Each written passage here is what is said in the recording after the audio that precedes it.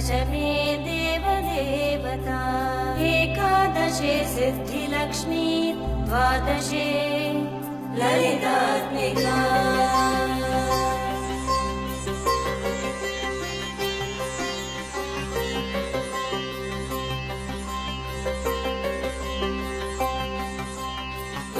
श्रीपद्मवने कदम्बशिखरे राजगृहे कुञ्जरे श्वेते शाश्वयुते वृषे च युगळे यज्ञे च योपस्थिते